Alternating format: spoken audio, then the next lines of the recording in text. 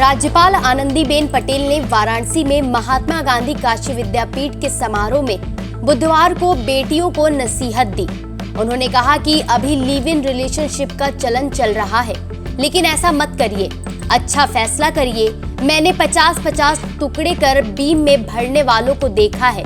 पिछले 10 दिनों से ऐसी घटनाओं के बारे में सूचनाएं मिल रही हैं। सुनकर कष्ट होता है। यह ऐसा समाज है जो आम खाता है, गुठलियां फेंक देता है। सावधान रहिए। उन्होंने कहा कि एक हाईकोर्ट के जज ने चिंता जताई, पॉस्को एक्ट के बारे में बताया। ऐसे लोग जो गलत काम करते हैं भाग जाते हैं। उन्होंने मुझे बताया कि मैडम 1-2 लोग हैं, हमें न्याय भी देना है, समय नहीं है तो हम क्या करें, आप मदद कीजिए। मैंने कहा जरूर करेंगे। जज ने मुझसे कहा एक काम आप ऐड कर दीजिए कि पॉस्को एक्ट में जो बच्चियां जहां भी रहती हैं उनके लिए क्या करना चाहिए। राज्यपाल आनंदीबेन पटेल ने आगे कहा कि मैंने सभी यूनिवर्सिटी से जानना चाहा कि इस पर क्या किया जा सकता है, सर्वे वगैरह से कुछ हो सकता है क्या, इस पर बच्चियों तक कैसे पहुंचे। फिर मैंने 40 बेटियों को बंद कमरे में सामने बैठाया, 4 बेटियों की बातें सुनी। एक ने कहा मेरे पिताजी ने मुझे प्रताड़ित किया है, दूसरे ने कहा मामा, तीसरे ने कहा काका, चौथी ने कहा पड़ोसी। बेटियों ने हिम्मत दिखाई, वो पुलिस स्टेशन पर FIR दर्ज करने के लिए गई।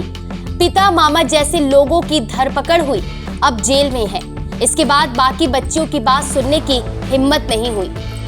राज्यपाल ने यह भी कहा कि बच्चियों से मिलने के बाद मैंने ऐसी 80 लड़कियों से मुलाकात की, इन्हें उनके साथियों ने छोड़ दिया था।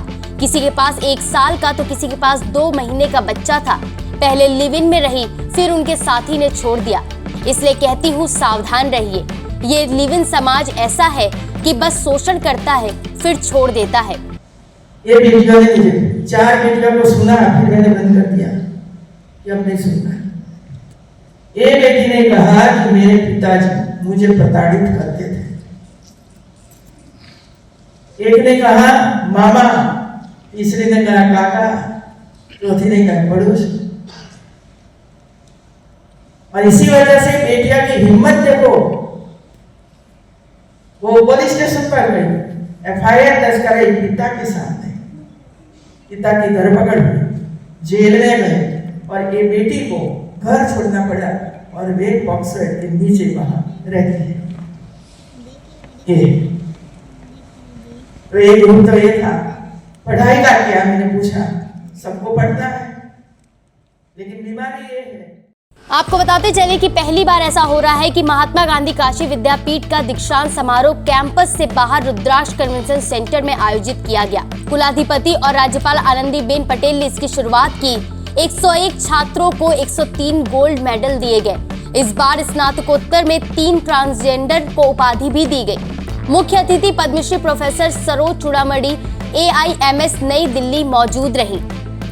राज्यपाल ने छात्र छात्राओं की कम उपस्थिति पर भी नाराजगी व्यक्त की। उन्होंने कहा कि विश्वविद्यालय में छात्रों की उपस्थिति 75% होनी चाहिए। यदि 75% नहीं होगी तो परीक्षा निरस्त कर दूंगी। राज्यपाल ने यह भी कहा कि 2 हॉस्टलों के बीच जो खाली जगह होती है उसमें शराब की बोतलें दिखाई देती हैं, ड्रग्स दिखाई देता है। यह बहुत ही गंभीर और चिंताजनक विषय है। केंद्र सरकार नशा मुक्ति आंदोलन चलाती है, दूसरी तरफ युवा नशा करते हैं।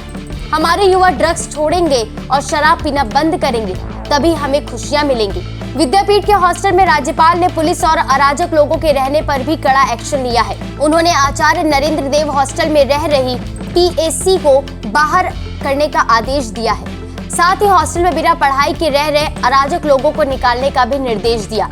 उन्होंने हॉस्टल और विश्वविद्यालय कैंपस में साफ सफाई के लिए छात्र छात्राओं को प्रेरित किया और कहा कि प्रधानमंत्री नरेंद्र मोदी ने अपनी काशी से सफाई का अलख जगाया, तो क्या विद्यापीठ में सफाई करने के लिए कौन आएगा, हमें यह स्वयं करना होगा। मुझे समय दिया, मुझे मिलना है आप। मैंने कहा जज है, मुझे भी मिलना चाहते, तो आए, आधा घंटा बैठे। उन्होंने जो चिंता व्यक्त की मेरे सामने, पॉक्सो एक्ट के बारे में बताया। जो गलत काम करते हैं भाग जाते हैं, वैसे लोग एक जगह पर रहते हैं। इतने दुखी थे कि मैडम हमें एक दो लोग हैं, हमें न्याय भी देना है, समय नहीं है, तो हम क्या करें, आप मदद कीजिए। मैंने कहा जरूर मदद करेंगे, बोलिए क्या करना है। और गंभीर विषय है। तो उन्होंने कहा कि आपके पास यूनिवर्सिटियां हैं और यूनिवर्सिटियां 5 गांव 10 गांव लेकर बहुत अच्छा काम कर रही है। जब हम आंगनबाड़ी में करते हैं, एफपीवी वैक्सीन दिलवा रहे हैं, सब कुछ काम आप कर रहे हैं, तो एक काम आप ऐड कर दीजिए कि पॉक्सो एक्ट में जो बच्चियां जहां भी स्थान में बाल गृह में रहती है, उनके लिए हमें क्या करना चाहिए, ये भी जरूरत है।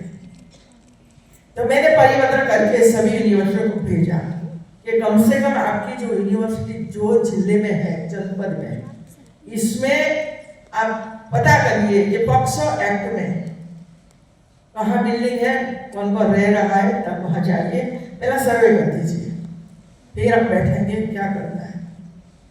अब मैं एक में करूँ और मेरे एसीएस को मैंने दूसरा जो स्टेट गवर्नमेंट चला थी इसमें वो है, मैं केंद्र सरकार में